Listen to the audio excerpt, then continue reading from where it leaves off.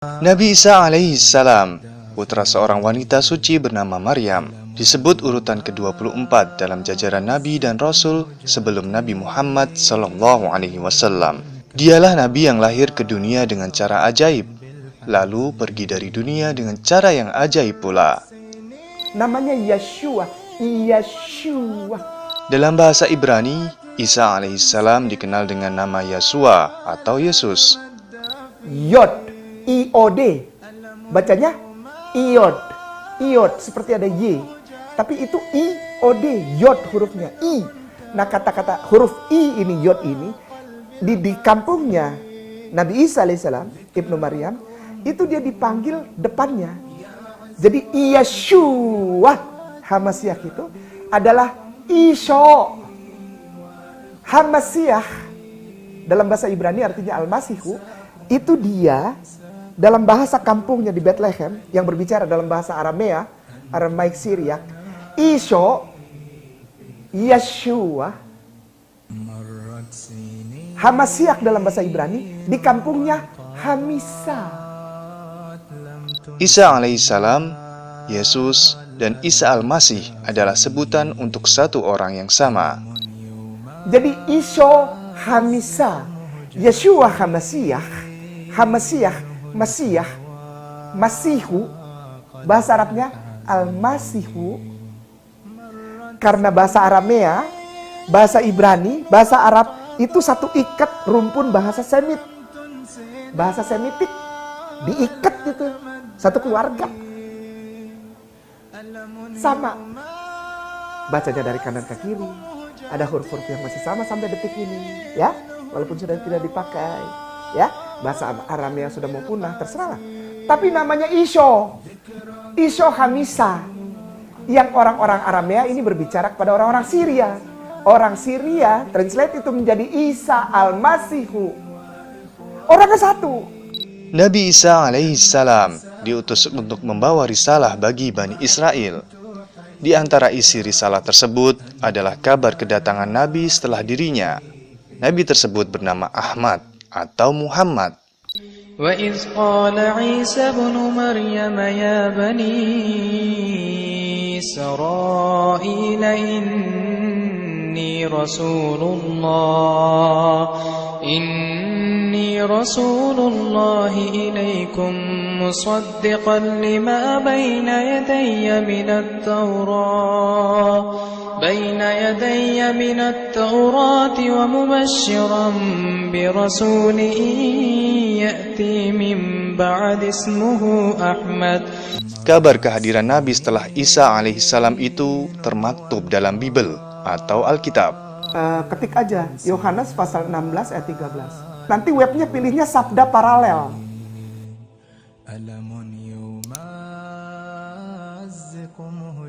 Tetapi apabila ia datang, iya, Yesus yang ngomong itu. Ia datang. Bisa siapa aja kan yang datang? No, ia datang. Tetapi apabila dia datang, ini tandanya. Di kalangan umat Nasrani, ada yang menganggap bahwa yang akan datang itu adalah Roh Kudus. Namun, Ustadz Kainama memiliki pendapat yang menguatkan bahwa yang dimaksud adalah kedatangan seorang manusia. Nah, di dalam bahasa aslinya, ini banyak orang Kristen dan Katolik. Salah satunya ada seorang ibu yang sangat saya hormati. Dia bilang salah pemahamannya Kainama. Ini tentang Roh Kudus yang akan datang itu Roh Kudus. Tidak. Bible bilang itu, tetapi apabila dia datang, yaitu Roh kebenaran, betul ya? Bukan Roh Kudus. Dibilang di situ Roh kebenaran. Untuk memastikan kebenaran makna dari Roh kebenaran itu, mari kita kembalikan kepada bahasa aslinya. Roh kebenaran itu dalam bahasa Yunani, yang bahasa aslinya Bible itu, bahasa aslinya kitab Yohanes itu disebut Pneuma, pneuma. Kalau Roh Kudus, pneuma, hagion. Kalau ini pneuma saja, artinya apa? Roh kebenaran artinya roh yang bisa dilihat 3 dimensional. Iya. Tidak disebut ketika, tapi nanti roh itu datang, roh itu turun. Kalau roh selalu disebutnya turun, tapi disebutnya itu iya datang. Iya itu bukan roh, 3 dimensional. Artinya roh yang ada di dalam kemasan daging. Ini pemahaman teologis banget. Teologis mendasar banget. Bahwa penuma dan penuma hogion itu berbeda. Roh Kudus dan roh kebenaran berbeda. Ia akan datang. Nah, saya kutip ini dalam bahasa Aramea. Lebih jelasnya, mari kita dengar bunyi ayat tersebut dalam bahasa aslinya, yaitu bahasa Ibrani. Dalam bahasa Arameanya, kata-katanya gini, altit kalon, hafa menahma, menah. Speak good words, effort words, motivation words, menahma. Altit kalon, hafa menahma, etamak Ahmad Muhammadin bi khotahasta bi Allah. Ayat ini. ألم يمزق مهجتي منه الكوى. Ustadz Ahmad Kainama mengajak kita kembali untuk membuka Alkitab. Kali ini dalam bahasa Hebrew. Buka aja Google, ketik. Nah sekarang pakai Hebrew yuk. Ketiknya Isaiyah Ustadz. Spasi 42 in Hebrew. Lalu klik webnya namanya Mekon Mamre. Mamre ini nama kota Ustadz di Hebron. Dekat sama makam Bapak Abraham atau Nabi Ibrahim alaihissalam. Mamre, ini di Hebron. Ada angka 1, sebelah kanannya bahasa Inggris, sebelah kirinya kayak urak-urak Ustaz ya. Huruf Hebrew itu ya. Oke ya, udah ya. Hand Avdienmak dalam bahasa Hebrew-nya itu ya. Lalu sebelah kanan, behold my servant, koma. Oke, udah. Kita lewatin yang itu. Karena itu sampai sekarang orang gak seneng saya bacain yang ayat 1 itu. Ke bawah Ustadz, yang angka 19 cari, angka 19. Digedein huruf Hebrew-nya, huruf Ibrani-nya. Nah cari kelompok gambar, ya. Bacanya dari kanan ke kiri ya Ustadz. Kayak Arab. Cari kelompok gambar yang seperti ada huruf C terbalik, di tengahnya ada titik. Lalu di sebelah kirinya, seperti kursi tapi ada jok sandarannya. Lalu di sebelah kirinya lagi ada W terbalik. Di sebelah kirinya lagi ada seperti tongkat kayak arit gitu. Di sebelah kirinya lagi seperti roti tawar, kotak gitu, roti tawar. Betul? Nah itu bacaannya adalah muslimun. Mem, shin, lamed, mem. Muslimun. Itu di dalam bahasa Inggrisnya sebelah kanannya ditranslate sebagai Lord Servant, hamba Allah. Sosok nama Muhammad juga dengan jelas disebutkan dalam Alkitab. Ia yang akan datang sebagai nabi dan utusan Allah setelah Isa bin Maryam. Ketik Song of Songs, song, S-O-N-G, spasi of, spasi song, spasi 5, tanda bagi 16, 5, tanda bagi 16, in Hebrew, udah? Nanti bukanya yang Bible Hub, nanti keluar kotak-kotak, ada tulisan biru, paling atas bacanya Hiko, ada cara membacanya itu, jadi jangan takut, aku tidak bisa baca Hebrew, nggak apa-apa. Hiko, betul? Memetakim, kotak kedua, Vekulloh atau Wekulloh tulisannya situ. Jadi Hiko memetakim, Vekulloh, kotak keempatnya apa Ustaz? Muhammadim. Lihat artinya bahasa Inggrisnya Ustaz. Lovely, baik. Ustadz yang huruf Muhammadim itu huruf Hebrew-nya tekan yang lama jadi biru.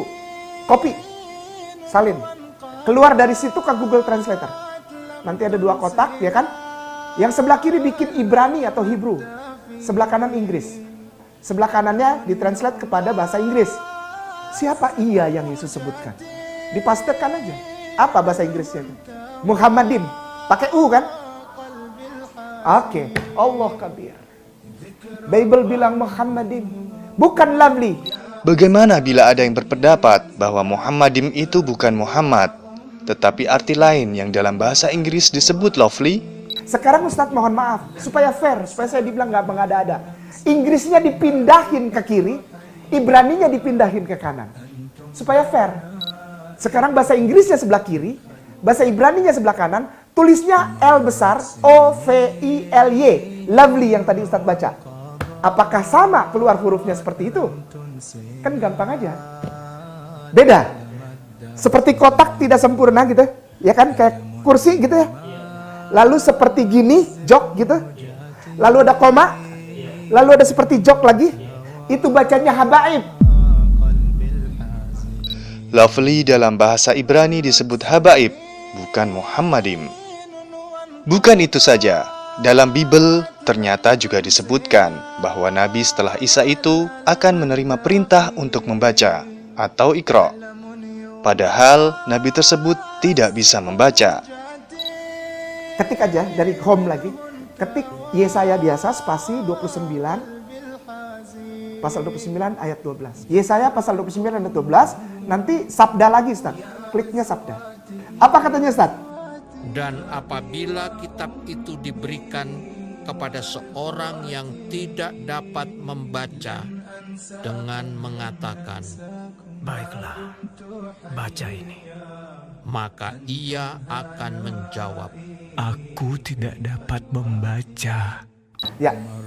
Di dalam bahasa aslinya kata-kata perintah di situ, bacalah, itu li khira atau lah khira. Yang digabung jadi li ikhra. Li ikhra. Li ikhra.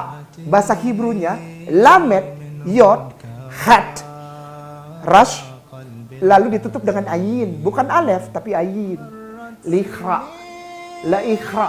La khira jadi la ikhra karena perintah. Iqra. Ayat pertama Iqra itu punya siapa? Nuzulul Quran. Iqra. Iqra nuzulul Quran. Yang diberikan kepada Muhammadin. Yang kata Yesus ia akan datang. Itu telah ditulis dalam Bible. Nabi Isa alaihissalam, sebagaimana para nabi sebelum dan sesudahnya, adalah pembawa risalah tauhid. Ia menyerukan kepada umatnya untuk beribadah kepada Tuhan yang Esa. Pesan ini pula yang tercantum dalam Alkitab. Pesannya Yesus itu adalah pesannya Isa alaihissalam, Ibnu Maryam, Yeshua HaMashiach. Isya Hamisa itu adalah Markus pasal 12 ayat 29. Itu mata rantai yang dia pesan sama Hawariyin dan para pengikutnya ya. Yang akan datang nanti, ia akan datang. Dan dia akan mendapat kitab sementara dia tidak bisa membaca. Namanya Muhammadin. Dia itu memegang pesan yang sama. Kalau di luar ini, jangan percaya, ini nabi palsu. Supaya tahu orang-orang, Yesus kasih pesan. Yang mana yang palsu, yang mana tidak. Apa itu? Tuhan itu Allah kita. Tuhan itu tidak tiga. Bahasa aslinya emang begini gitu loh. Jadi gue mesti gimana lagi? Vayomer Yeshua HaMashiach, maka berkatalah, maka menjawablah Yesus, Vayomer Yeshua HaMashiach ini, Adonai Eloheinu, Adonai Ehad. Adonai Eloheinu, Adonai Ehad. Eloheinu, Adonai Ehad. Ehad. Kulhu Allahu Ahad. Tapi kalau cari bahasa Ibraninya, Ehad itu Kulhu Allahu Ahad. Jadi kalau ada nabi berikutnya, supaya dia engkau tahu bahwa dia yang aku bilang akan datang itu dan Allah janjikan, dia akan sama seperti nabi-nabi sebelum aku juga dan aku juga. Apa itu? Qul huwallahu ahad. Kalau ada tanda itu, maka dia adalah benar nabi. Demikianlah, Nabi Isa telah mengabarkan kedatangan Rasul setelahnya yang bernama Muhammad. Rasul itu mendapat perintah untuk membaca, padahal ia tidak bisa membaca. Rasul itu juga membawa ajaran yang sama dengan Nabi Isa, yaitu ajaran tauhid. Kedatangan Nabi Muhammad SAW sebagai Nabi dan Rasul terakhir itu digambarkan sebagai mata rantai. Karena Rasulullah SAW itu memang adalah bagian dari mata rantai. Rasulullah SAW adalah manusia khusus yang dijadikan oleh Allah Subhanahu wa Ta'ala itu sebagai mata rantai penutup yang disebut dalam iman Islam sebagai khataman nabiyyin. Mata rantai terakhir itu menyambung dengan mata rantai awal. Nah, kalau ini habis, Ustaz, berarti rantai itu panjang, habisnya nutupnya di sini. Nah, Rasulullah tidak seperti itu. Rasulullah adalah khataman nabiyyin yang begitu dia habis, tapi dia kunci kepalanya. Merinding saya, ngerti ya? Jadi itu yang saya dapat dari teologi. Jadi mata rantai yang panjang itu terus mereka saling menubuatkan atau memberikan prophecies. Setiap nabi memprofesikan nabi berikutnya. Sehingga membentuk mata rantai yang menyambung, membentuk sebuah lingkaran. Nabi-nabi itu saya gambarkan sebagai mata rantai. Dia sambung terus. Dia tidak boleh putus. Karena dia mata rantai, dan mata rantai itu harus nyambung. Yang membuat nyambung apa? Pesan dari creator kepada mediator ini untuk disampaikan kepada creation. Creator, mediator, creation. Umat.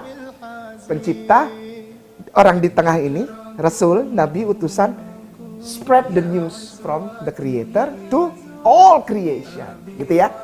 Nah itu nggak boleh putus kan? Kalau putus berarti dia di luar penyampai pesan yang satu. Nah jadi saya gambarkan mata rantai itu nyambung terus.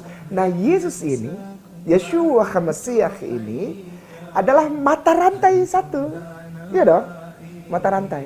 Nah dogma kekristenan, pemahaman Kristiani, iman keagamaan, maaf ya, iman keagamaan mencopot Yesus yang mata rantai dari semua yang urut itu keluar. Ngerti ya? Dia jadi Tuhan dan Juru Selamat. Ini pemahaman yang formal edukatif. Formal edukatif, Ustaz. Jadi ini bukan tafsiran saya, bukan pemikiran saya, enggak. Ini formal edukasi teologis. Ini pembelajaran formal. Ini bukan ngarang. Ya? Sebagai seorang mantan pendeta dengan nama asli Christopher Kainama, ia akrab dengan Alkitab dalam berbagai bahasa. Mulai dari terjemah bahasa Indonesia, bahasa Inggris, bahasa Yunani hingga dalam bahasa aslinya, yaitu bahasa Ibrani. Ayat demi ayat, ia selami, hingga akhirnya bertemu dengan sebuah ayat yang sangat menghentak dirinya. Yang paling memukul saya itu adalah Yohanes pasal 5 ayat 30. Itu paling memukul saya. Bahwa saya harus mengikuti anjuran beliau Yesus, beliau Isa alaihissalam, Nabi Allah ini, untuk patuh dan mengikuti Nabi setelah dia. Setelah saya baca ini Yohanes pasal 5 ayat 30, itu saya tadinya saya masih dia memberitakan bahwa akan ada Nabi gitu, tapi saya tidak puff gitu untuk ke situ gitu ya, untuk ikutin, enggak, aku tetap sama dia aja gitu. Tapi setelah baca ini apa katanya Ustaz? Nah udah, aku tidak dapat berbuat apa-apa. Berarti kalaupun aku ikutin dia, tidak ada cara lain, aku harus ikut yang dia bilang tadi. Ia yang akan datang. Dia akan mengajarkan kamu, akan mengembalikan kamu kepada seluruh kebenaran. Yang aku ikuti sebagai Tuhan dan Juru Selamat ini, bahkan dia bilang, aku tidak dapat berbuat apa-apa. Apa Ustaz? Aku tidak dapat berbuat apa-apa. Aku tidak dapat berbuat apa-apa dari diriku sendiri. Aku menghakimi sesuai dengan apa yang aku dengar. Dan penghakimanku adil. Sebab aku tidak menuruti kehendakku sendiri, melainkan kehendak Dia yang mengutus aku. Dia utusan, mentok Ustaz. Mentok saya.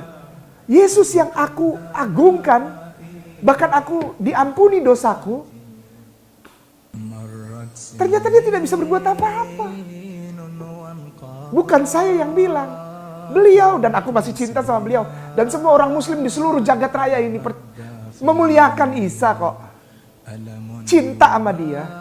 Sampai dibilang Isa ibnu Maryam, Isa Rasulullah, Isa Nabi Allah, Isa alaihissalam, Isa al-Masihu, dimuliakan habis-habisan. Karena dia fair. Karena dia fair. Dia bilang, aku tidak bisa berbuat apa-apa dari diriku sendiri. Terus kamu apa dari aku? Ikutilah dia yang akan datang setelah aku, yang akan menuntun kamu kepada seluruh kebenaran.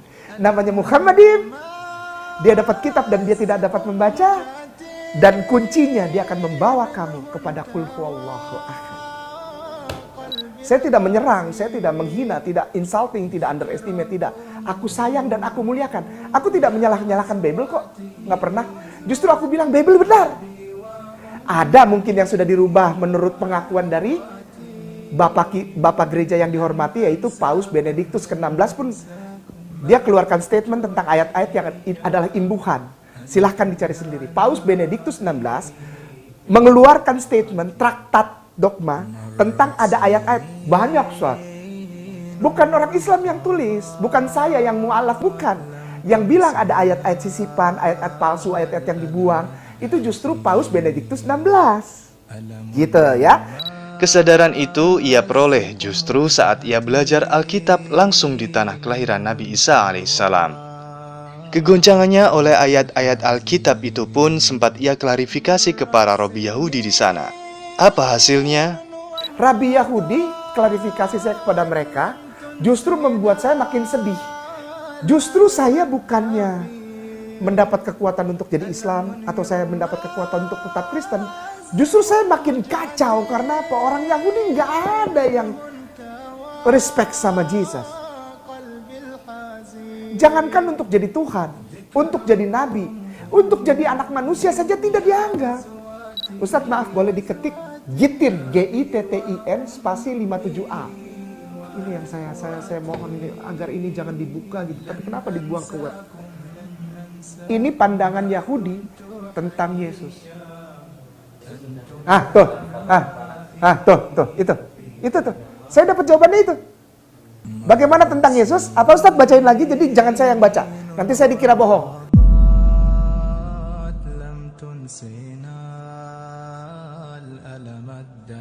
Orang Islam bilang begitu? Tidak.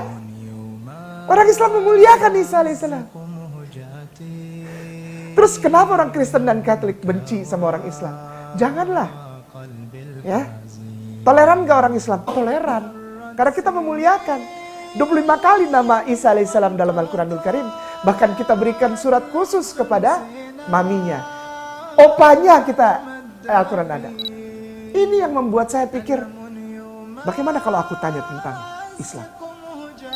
Apakah percaya, Rabai? Do you believe, Rabai, that Al-Quran, the Holy Scripture of Muslimin, is the real Holy Scripture, is the Word of God. Be careful for your mouth. Hati-hati ngomong. Begitulah reaksi beberapa rabi Yahudi yang ditemuinya saat ia bertanya tentang Al-Quran. Mereka mengakui bahwa Al-Quran itu firman Allah. Lalu, bagaimana pendapat mereka tentang kerasulan Muhammad SAW? Gak boleh ngomong sembarangan Al-Quran. Saya nyeletuk lagi, kalau gitu, apakah benar Muhammad itu adalah Nabi? It's the holy name of our cousin. Saya kalau cerita ini bawaannya pengen nangis. Mereka kelas kepala padahal mereka tahu. Saya nggak pernah benci Yahudi, saya nggak pernah benci. Kelakuan Zion itu yang perlu dibenci. Zionis, Zion itu beda kelompok sama Yahudi, beda. Ada bagian besar dari Yahudi yang ikut Zion. Tapi ada Yahudi yang mengerti asasnya. Dia bersikeras pegang, kami mengikuti Torah. Padahal kalau dia benar-benar ikut Torah, dia harusnya jadi Islam. Ada Yahudi yang begitu. Ketika saya konfirmasi ini, saya mendapatkan pemaparan yang justru menguatkan saya untuk mengikuti kata-kata Yesus yang tadi Ustadz bilang. Pertanyaannya, saya konfirmasi kata-kata Yesus, tapi saya tidak dapat. Yang saya dapat justru confirm kekuatan. Saya di-encourage untuk membenarkan kata-kata Yesus untuk menjadi pengikut Rasulullah. Karena ketika saya mengikuti dan mencintai Rasulullah, saya sudah memuji nabi-nabi yang lain 2 kali. Demikianlah mata rantai kenabian yang menghubungkan Isa alaihissalam dengan Muhammad sallallahu alaihi wasallam. Mata rantai itu juga menghubungkan mereka dengan para nabi dan rasul yang sama-sama diutus Allah untuk membawa satu ajaran, yaitu ajaran tauhid. Bila seorang Christopher Kainama yang non-muslim mendapatkan hidayah dengan mendalami sosok Nabi Isa alaihissalam, bagaimana dengan seorang muslim yang mendalami biografi Isa putra Maryam ini? Tentang kedatangan dan kepergiannya yang ajaib, tentang pembelokan fakta yang hingga kini dipercayai oleh banyak orang, juga tentang kedatangannya kembali di dunia untuk menaklukkan Dajjal. Sebuah peristiwa besar yang menjadi tonggak penting kehidupan di akhir zaman.